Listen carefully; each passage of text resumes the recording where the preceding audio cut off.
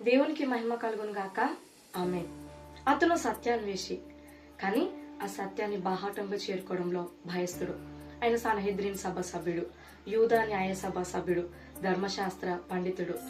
యూదా సమాజంలో అత్యంత గౌరవప్రదమైన స్థాయి కలిగిన వ్యక్తి.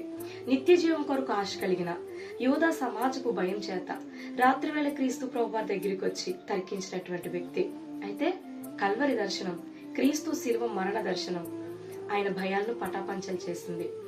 ఆయనే తాను ఎరిగిన సత్యాన్ని, కనుగొన్న నిత్య జీవాన్ని బాహాటంగా ప్రదర్శిస్తూ క్రీస్తు ప్రభువారి యొక్క సమాధి కార్యక్రమంలో అత్యంత ప్రాముఖ్యమైన పాత్రను పోషించి ఆయన విశ్వాసాన్ని బాహాటంగా ప్రదర్శించడాన్ని బట్టి యూదా సమాజం చేత వెలివేయబడిన నికోదేము.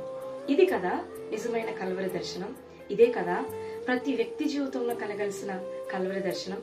ఆ కల్వరి దర్శనం నికోదేము భయాలను దూరం చేసి ఆయన ఎరిగిన సత్యాన్ని, ఆయన కనుగొన్న నిత్య జీవాన్ని బాహాటంగా ప్రదర్శించగలిగే ధైర్యవంతులుగా చేసింది. అటువంటి కల్వరి దర్శనం మన జీవితాల్లో కలిగి ఎరిగిన సత్యాన్ని ప్రకటించడంలో ధైర్యవంతులుగా, కనుగొన్న నిత్య జీవాన్ని చేరుకోవడంలో ముందుకు నడిపించిన దాకా.